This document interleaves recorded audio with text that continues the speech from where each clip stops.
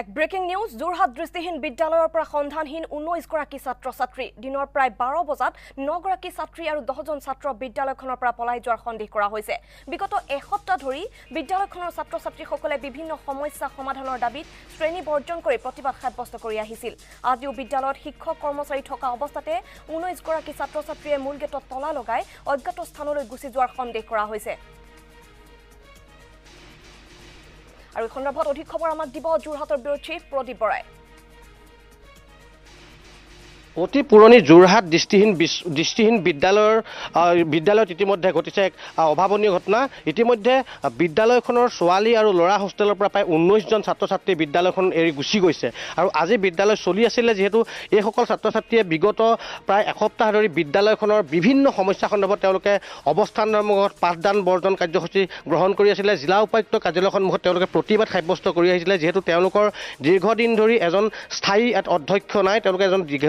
স্থায়ী অধ্যক্ষ দাবী জনাই আহিছিলে লগতে অংক আৰু বিজ্ঞানৰ শিক্ষক নাই তেওঁলোকে প্ৰধান দাবী জনাই আহিছিলে লগতে হোষ্টেলৰ বিভিন্ন সমস্যা আছে যেনে খোৱা বোৱা ইয়াতে তেওঁলোকৰ বিদ্যালয়ত ইয়াতে পানী পৰাকে ধৰি বিভিন্ন সমস্যা আছে বুলি ছাত্ৰ-ছাত্ৰীসকলে বিগত দীৰ্ঘদিন ধৰি আন্দোলন কৰি আহিছিলে দৃষ্টিহীন ছাত্ৰ-ছাত্ৰীসকলে অৱস্থান ধৰ্মঘট কৰিছিলে জিলা উপায়ুক্ত কাৰ্যালয়ৰ সন্মুখত প্ৰতিবাদ সাব্যস্ত কৰিছিলে কিন্তু তেওঁলোকৰ বিদ্যালয়খনত স্থায়ী অধ্যক্ষ নিযুক্তি দিয়া নহ'ল আৰু এগৰাকী ভাৰপ্ৰাপ্ত অধ্যক্ষ যি জিলা সমাজ কল্যাণ বিষয়াৰ দায়িত্বত থাকে তেওঁলোককেই দায়িত্ব দি থকা হৈছে বিগত সময়ছোৱাত লগতে অংক বিজ্ঞানৰ শিক্ষক নাই আৰু তেওঁলোকে যেহেতু বিগত সময়ছোৱাত অৱস্থান ধৰ্মঘট আৰু শ্ৰেণী বৰ্জন কাৰ্যসূচী লৈ আছিলে আজিও তেওঁলোকে শ্ৰেণী বৰ্জন কাৰ্যসূচী এনেধৰণে লোৱা কথা আছিলে কিন্তু বিদ্যালয়খনত শিক্ষক কৰ্মচাৰী সকলো আছিলে তেনে অৱস্থাতে আজি ছোৱালী আৰু ল'ৰা মিলাই প্ৰায় 19 জন ছাত্ৰ-ছাত্ৰীয়ে ইতিমধ্যে এই বিদ্যালয়খনৰ পৰা তেওঁলোক পলাই গুচি গৈছে কলৈ গুচি গৈছে কোনো জনা নাই কেইজনমান ছাত্ৰ আছে হোষ্টেলটোত 3জন ছাত্ৰ আমি প্ৰত্যক্ষ কৰিছোঁ জানিম এজন ছাত্ৰ আছে ভাইটি তুমি কোন ক্লাছত পঢ়া মই ক্লাছ 4 কোৱাচোন কি সমস্যা আছিলে বিদ্যালয়খনৰ হয় মই অংক বিজ্ঞানৰ টিচাৰ নাই স্থায়ী প্ৰিন্সিপাল নাই আৰু হোষ্টেলত বৰষুণ দিলে পানী পৰে তোমালোকে প্ৰতিবাদ কেইদিন কৰি আহিছিলে আমি প্ৰতিবাদটো 3 তাৰিখৰ পৰা কৰিছিলোঁ আচ্ছা আজি যিসকল দাদা বাইদেউ গুচি গ'ল ইয়াৰ পৰা ক'লৈ গুচি গ'ল সিহঁতি হয় বাহিৰত ওলাই গৈছিলে আমি গম নাপাওঁ তাৰমানে সিহঁতে কি এই সমস্যাৰ মাজত নাথাকো বুলি কৈছিল হয় হয় এই সমস্যাবিলাকৰ সমাধানৰ ক্ষেত্ৰত কোনো ব্যৱস্থা কোনেও লোৱা নাছিলে নেকি লোৱা নাই মানে প্ৰিন্সিপাল বাইদেৱে একো গুৰুত্ব নিদিয়ে স্থায়ী প্ৰিন্সিপাল নাই হয় ইয়াত এতিয়া কিমান 10জনমান ছাত্ৰ তোমালোকৰ আজি গুচি গ'ল নেকি হয় হয় কিমান গ'ল ল'ৰা 10জন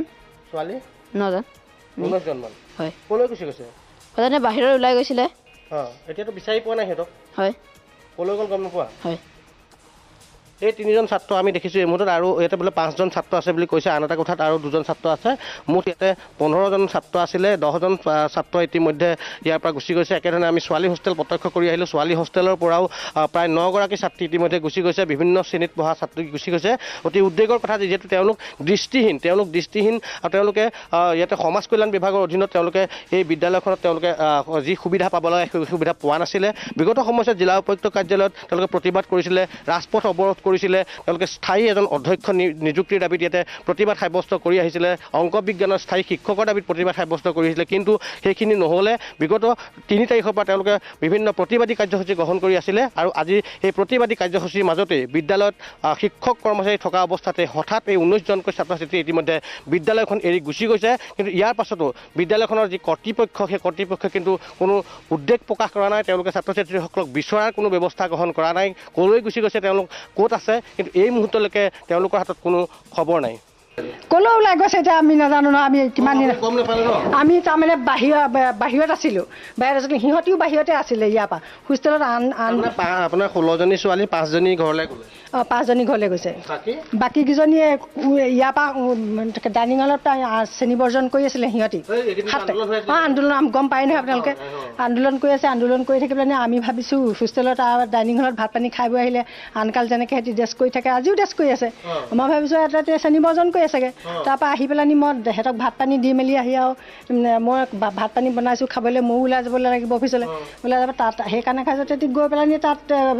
গেটত নাই গোটেইখনে ইয়াত আমি চব টিচাৰ আমি কৰ্মচাৰী গোটেইখন গেটৰ ওচৰত ৰৈ আছোঁ তাৰপৰা আহিলে সিহঁতি গেট তাৰমানে তলা মাৰি থৈ